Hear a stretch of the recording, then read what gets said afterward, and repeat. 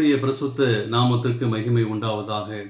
இந்த காலை வேளையிலே உங்கள் அனைவரையும் ஆண்டவராகிய இயேசு கிறிஸ்துவின் இன்ப நாமத்தில் அன்போடு வாழ்த்தி வரவேற்கிறேன். 2 சாமுவேல் 7ஆம் அதிகாரம் 29ஆம் வாக்கியம் சொல்கிறது, இப்பொழுதும் உமது அடியாரின் வீடும் என்றென்றைக்கும் உமக்கு முன்பாக இருக்கும்படி அதை ஆசீர்வதித்தருளும்.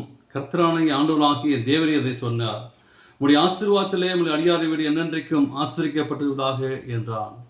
இதனாலே செய்தி தலைப்பாக இந்த வீட்டை ஆசீர்வதியோம். தேவனுக்கு பிரியமான பிள்ளைகளே, நீங்கள் எந்த இடத்தில் நீங்கள் பார்க்கிறீர்களோ இந்த காலை வேளையிலே ஆண்டவர் உங்களை வீட்டை ஆசீர்வதிக்க வேண்டும்.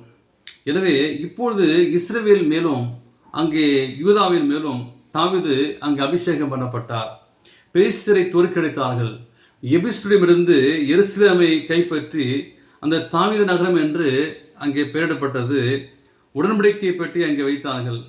நாத்தான் இடத்திலே கர்த்தருக்கு நான் ஆலயம் கட்ட வேண்டும் சொல்லி தன் ஆசையை தெரிவித்தார். அங்கே நாத்தானும் அதற்கு ஒப்புதல் அளித்தார்.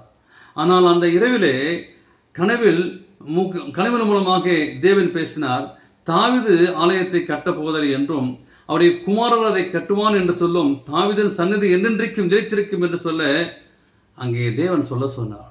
தேவனுக்கு பிரியமான பிள்ளைகளே, உங்களுடைய நினைவுகள் தேவனுடைய நினைவுகள் அல்ல, என் நினைவுகள் உன் நினைவுகள் அல்ல. ஆனால் அங்கே தாவீதை நினைக்கிறார். அந்த நினைவுகள் நிறைவேற்றப்படவில்லை. தேவன் ஒரு பதிலை கொடுக்கிறார். இதை கேட்ட பொழுது தாவீது ஒரு அருமையான ஒரு ஜெபத்தை செய்தார். தேவ சமூகத்தில் அவர் ஜெபிக்கிறார். நான் ஒன்றுமில்லை என்பதை உணர்ந்து அங்கே ஜெபிக்கிறார்.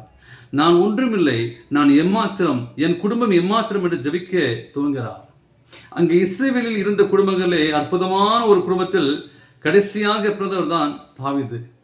அந்த தாவீது தன்னை என்ன செய்தார்?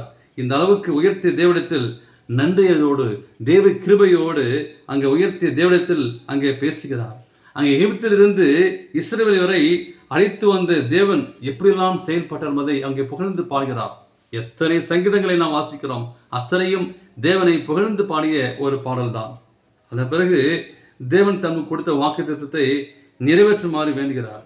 இந்த ஜெபத்தில் முடிவுதான் இன்றைய வசனமாக இருந்தது. இப்போதும் உடைய அடியாரிகள் என்னடிக்கு முன்பாக இருக்கும்படி அதை ஆசீர்வதி சொல்லி ஜெபிக்கிறார். தாவீதின் வழக்கும் சரி, அவருடைய ஜெபமும் சரி, தேவனை மையமாக வைத்தே இருந்தன. ஆலயத்தை கட்டும் பாக்கியம் தாவீதுக்கு இல்லை என்று சொல்லப்பட்டது. அது நிமித்தம் அவர் கோபப்படவில்லை. அவர் மகன்தான் அதை செய்திருந்தார். தேவனை வீட்டை கட்டுவதற்கு தேவையான பொருளை சேகரிப்பதற்கு தாவீது முடிவு செய்தார். தேவ சமூகத்திலே அவர் என்ன பண்ணார்? தனக்கு கிடைத்த மதிப்பு முக்கியமானது என்று தாவீது நிறைவேறினார். உலகிலே வாழக்கூடிய உங்களுக்கும் எனக்கும் எந்த குடும்பமும் அதுதான் பெரிய மதிப்பாக இருக்கும். அப்படிப்பட்ட மதிப்பு தேவன் நமக்கு கிடைக்க தேவனுடைய நம்முடைய வாழ்க்கையிலே முதலில் இடம் கொடுக்க வேண்டும். நிச்சயமாகவே அப்படி இடம் கொடுக்கும்போது ஆண்டவர் ஒரு பெரிய ஆசீர்வாதத்தை கொடுப்பார். அப்படிதான் தாவீது நிச்சயமாகவே ஆண்டவர் சொல்லி எத்தனை ஆசீர்வாதத்தை பெற்றுக்கொண்டு கடைசி வரை சாட்சியாக இருந்தான். நீங்கள் நானுமாக இந்த உலகத்திலே வாழக்கூடிய இறுதி நாட்கள் வரை நீங்கள் நான் சாட்சியாக இருப்போம். அந்த ஆசீர்வாதத்தை பெற்றுக்கொள்ள தேவன் கிருபை செய்வாராக. ஆமென்.